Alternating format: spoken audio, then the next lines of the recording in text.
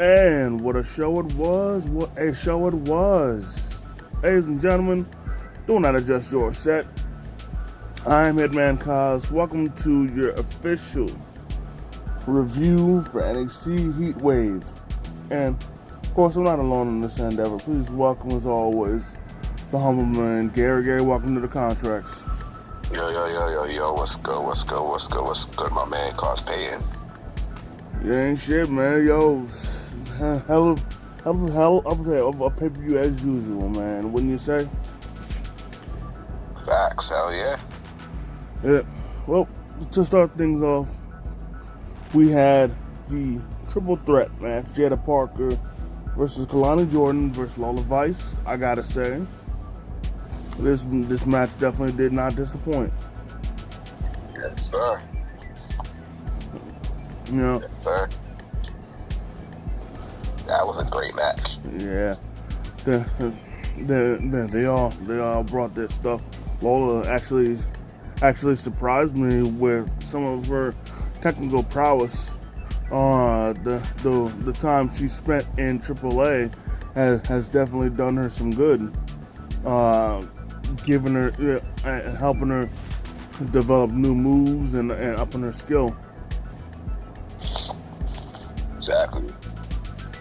I was especially impressed when she did a rolling small package, but instead of turning it into a pinch, she turned it into a dragon sleeper. Oh yeah. Yeah, but at the same time, the others brought some good spots. Where Kalani Jordan, she ran the ropes, but Jada caught her with a spine buster, only resemblant of Arn Anderson. Oh yeah. Facts. And of course, what multi-person match would be fitting without a Tower of Doom spot? You know what I'm saying? Exactly. That's a fact. Then towards the end, there was a couple of nice sequences. First, when Kalani she tried to hit Jada with a split-legged moonsault, but Jada got her knees up. But she actually recovered quite nicely. And then she tried to hit a 450 splash onto Lola Vice. However, Lola countered it into a reverse dragon sleeper. Oh yeah, exactly. Yeah. But then the match came to an end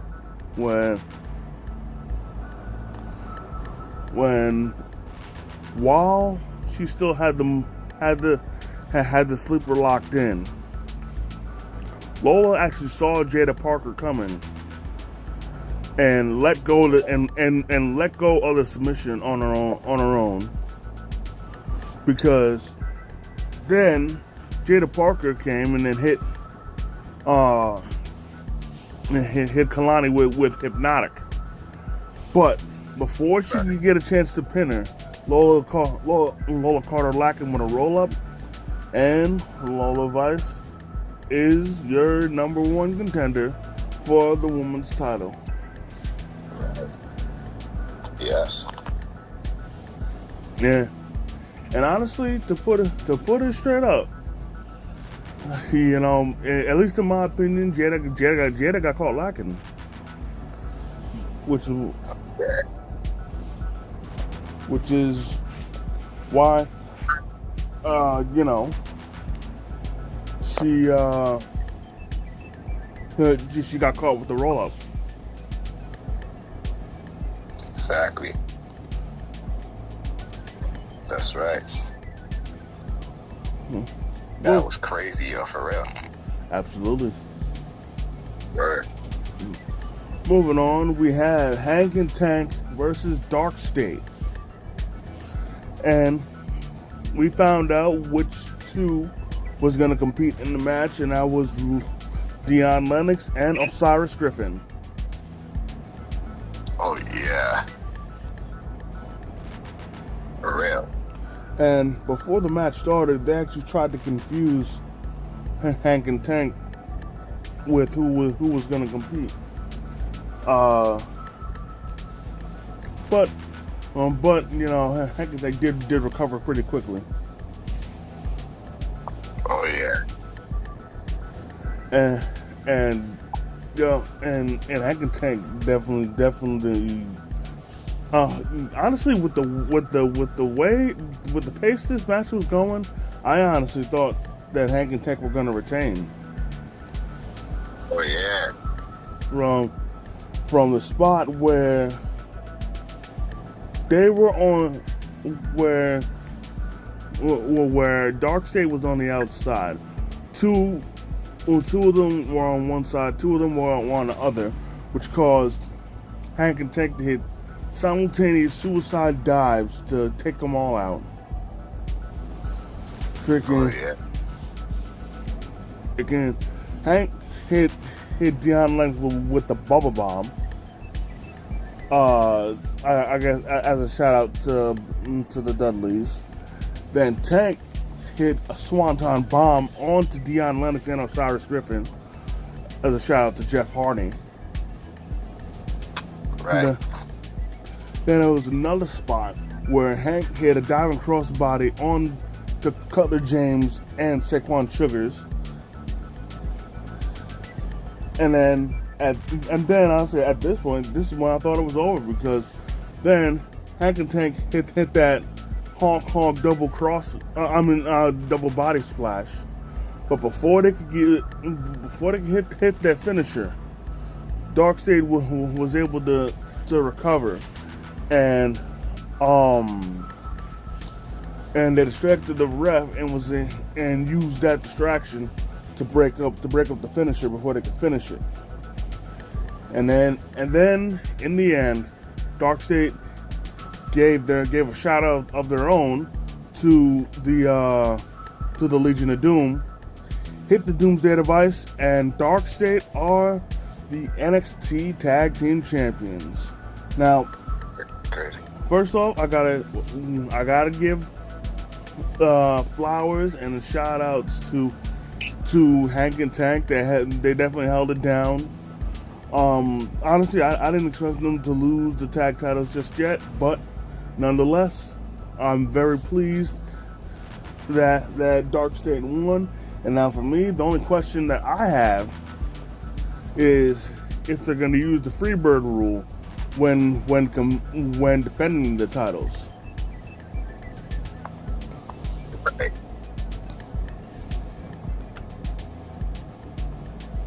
Moving on. What happened? That's it, right. Correct. That's crazy. That match seemed good too. Yes.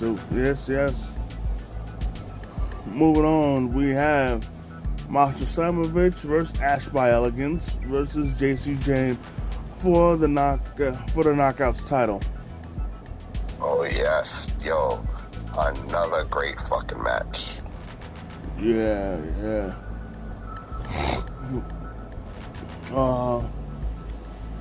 They all definitely brought their stuff.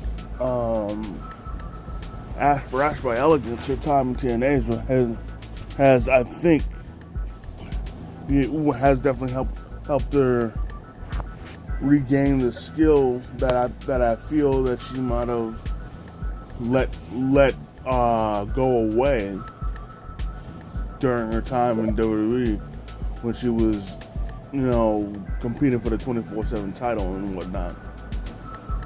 Right. Exactly. Then I don't know anything about Masha Slamovich, so the stuff that she brought out in this match was pretty dope too. Right. But I must say, in my opinion, that they're definitely having a slow burn, at least in my opinion, for Jasmine Nix turning on Fatal Influence. Oh yeah.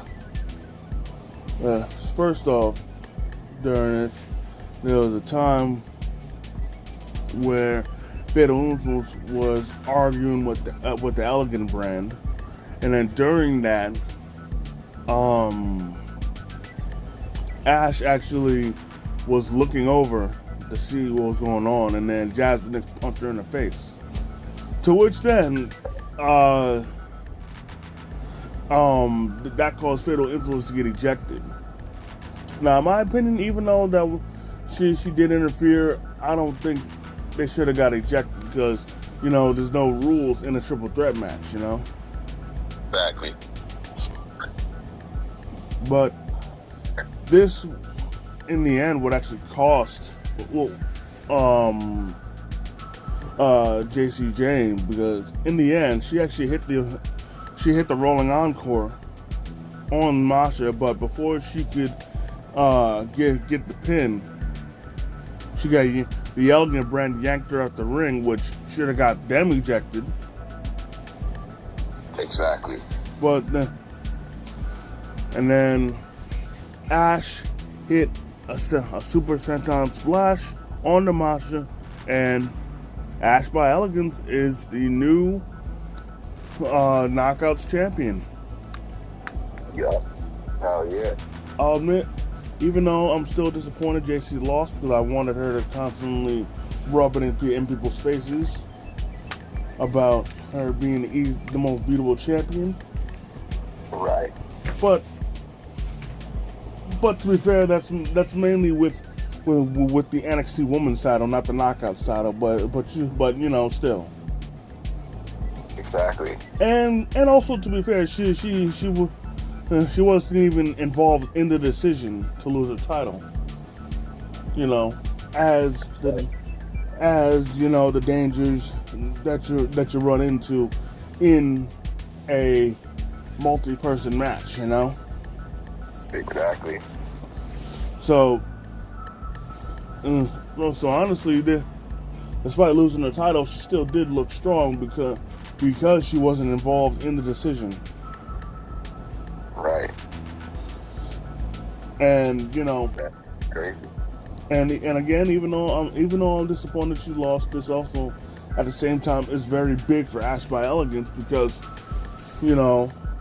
given all her time in WWE, never getting anywhere close to the mountaintop, nowhere close, and for her to finally get this opportunity,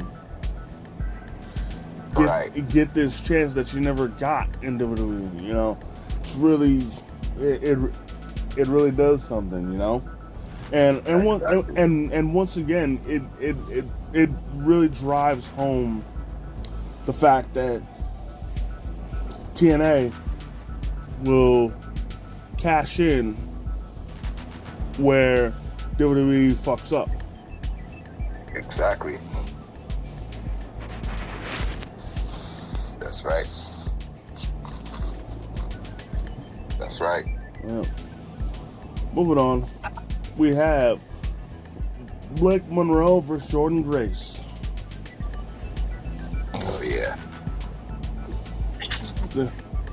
This honestly was a lot better than I thought it would be. I really should stop. I really should have thought more of this match. But honestly, because I didn't think much of this match, it actually I'd say really entertained me.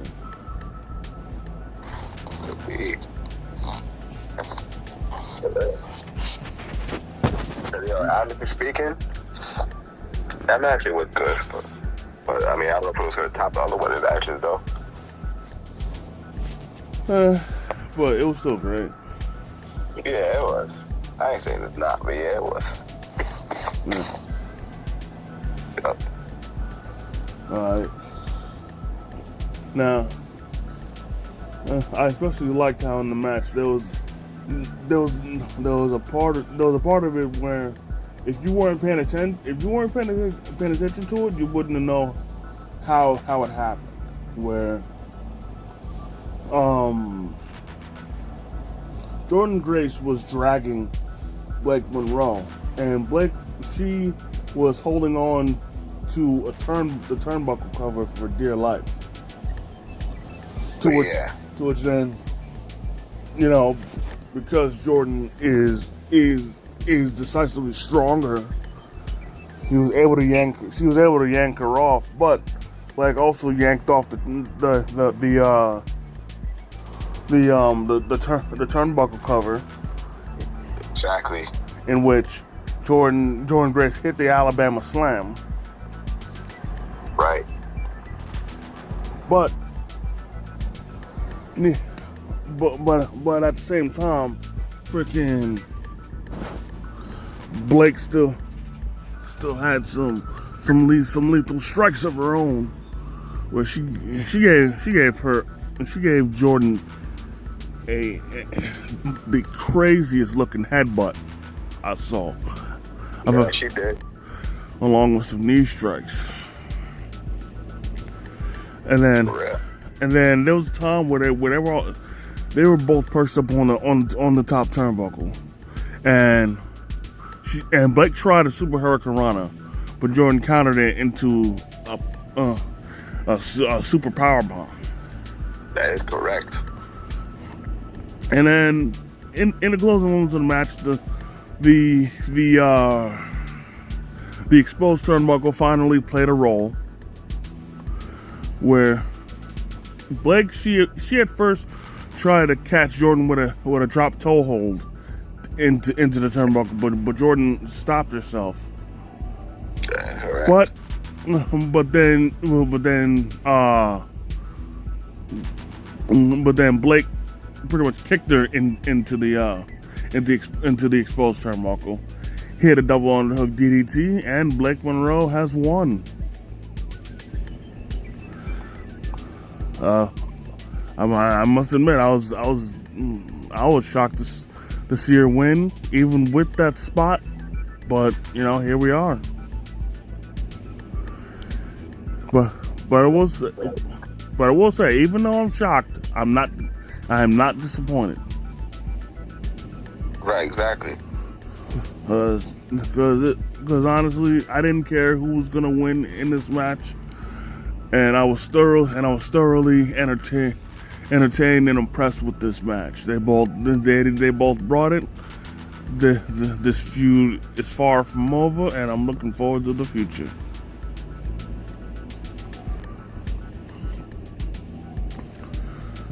Moving on, we have Ethan Page and Chelsea Green versus Tavion Heights and Tyra May Steele. Oh yeah. Now, first off, before the match, I gotta say, I absolutely loved the presidential promo that Ethan and Chelsea gave. Oh yeah. Where they were on a podium and shit. Right. As if they were giving some sort of State of the Union address. That was absolutely great. I have to say, right. Ethan needs to do more stuff with Chelsea Green and the Secret Harvest, because they have some magic here. They seriously, we have some serious magic here. If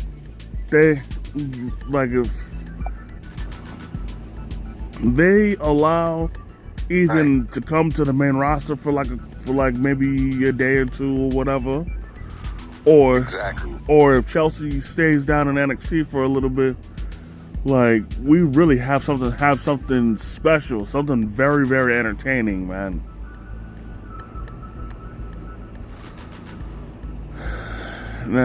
And what really shows is that they're heel. I need to point that out. They're heel. But during this match, the crowd was completely behind them. And don't get me wrong, they weren't outright booing Tyra and Tavion, but at the same time, they were completely favoring Ethan and Chelsea. And it was definitely shown in the closing moments where, well, actually, first off, I liked how Tyra beat the brakes off Ethan, but unfortunately, this in my opinion cost her, because in the closing moments, the ref was distracted, and while he had his back turned, Alba Fire got up and got in the ring and hit Tyra with a super kick, and this allowed Chelsea Green to hit the unprettier, and Chelsea Green and Ethan Page have won. And I'll admit, even though Tavion and Tyra being the younger upstarts, should have wanted to, elevate themselves, I was still very happy that Chelsea and Ethan won. Again, I must emphasize, we have something very, very entertaining and special with Ethan and Chelsea. They need to keep this going. I have to emphasize, we have something special with them. And, this doesn't really affect Tavion and Tyra much, considering that Ethan and Chelsea had to cheat to win. But exactly. But at the same time, you know what I'm saying, we have gold here with Ethan and Chelsea, and I don't mean that, and I mean that literally. Right, of course. Moving on. Of course. On to the main event, we have Oba Femi versus Javon Evans.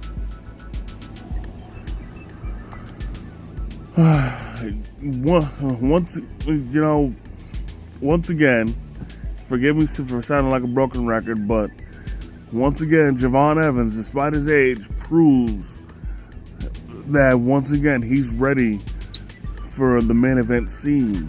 He's shown that he can kill it on the main event scene. And I think in this match he proved that he can definitely hold it down as NXT champion. And as much as he was doing, it looked like it was gonna be his night. He had everything going, but he just got him. In my opinion, he just got unlucky.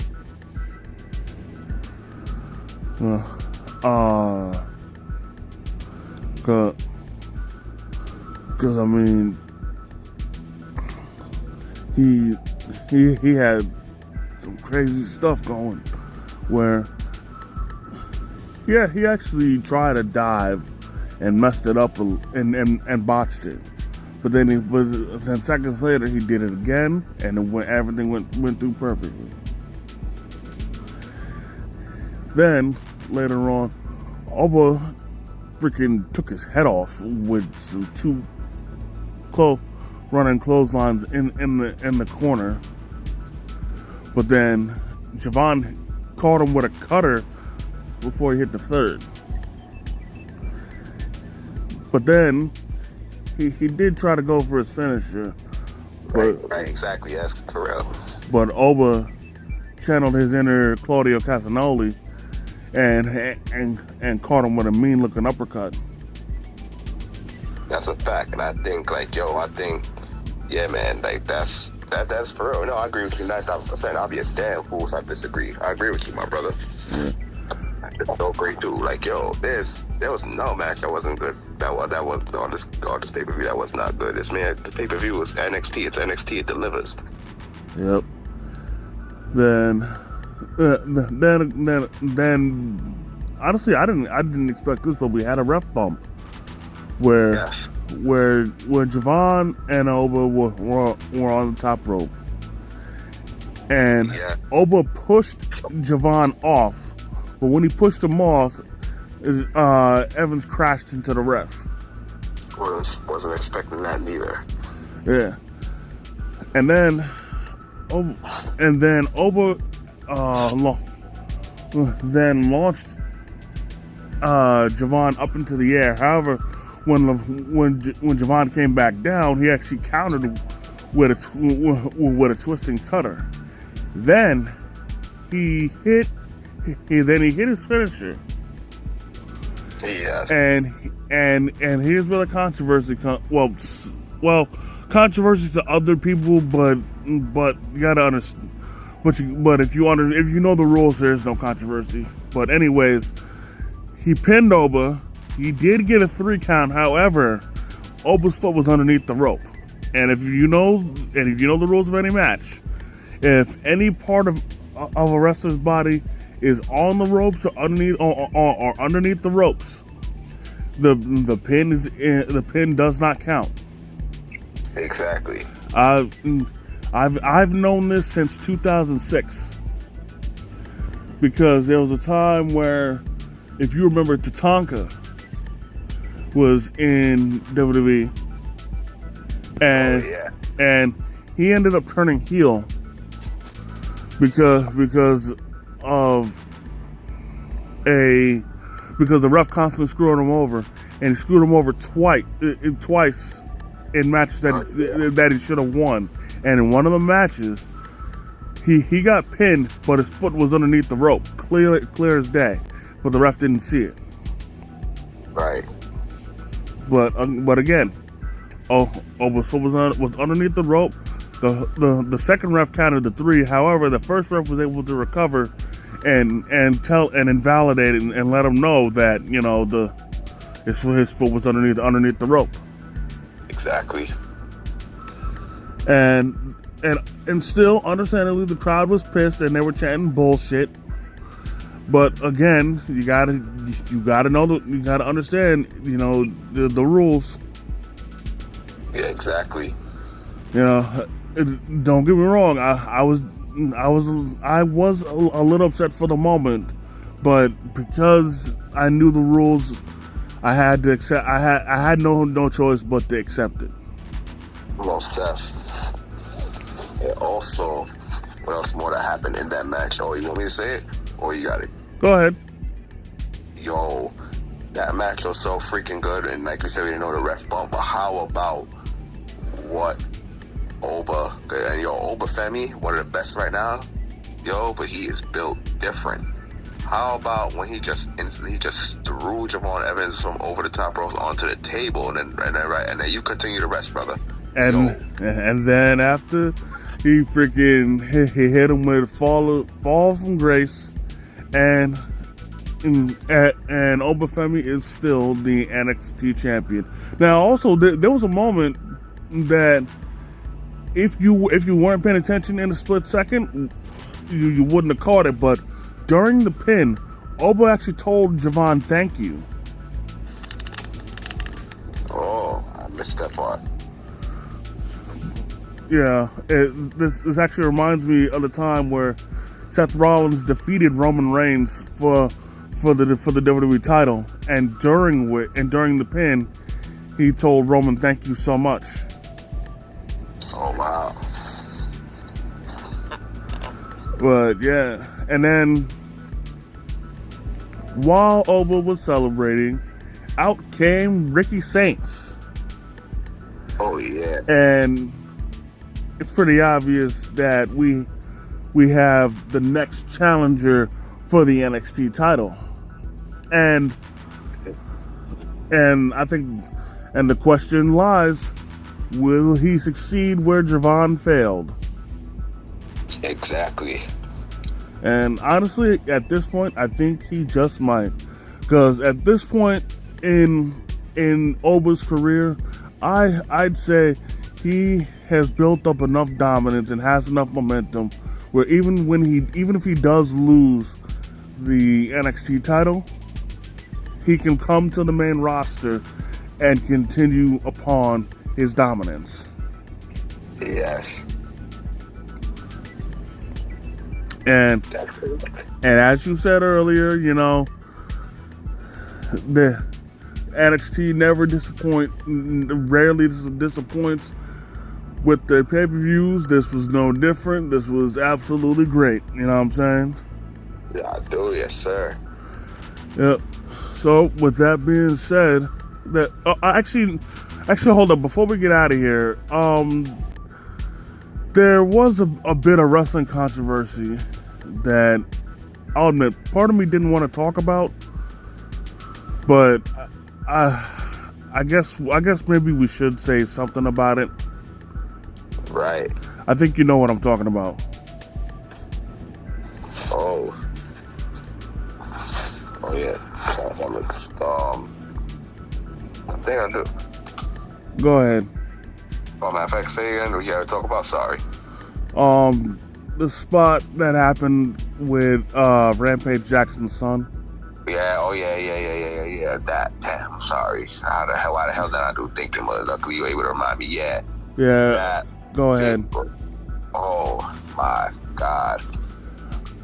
Now, if you guys don't know, what happened was, from what I understand, the wrestler, I think his name was Psycho something.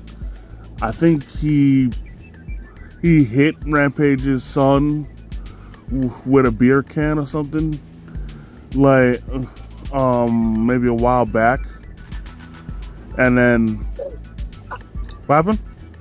That's that right. And then what was recorded was his son basically getting his get back, where he came into the ring. I think he hit him with an Alabama slam or something like that. But when he slammed him, the wrestler landed head first and was knocked out. Oh, that's correct, man.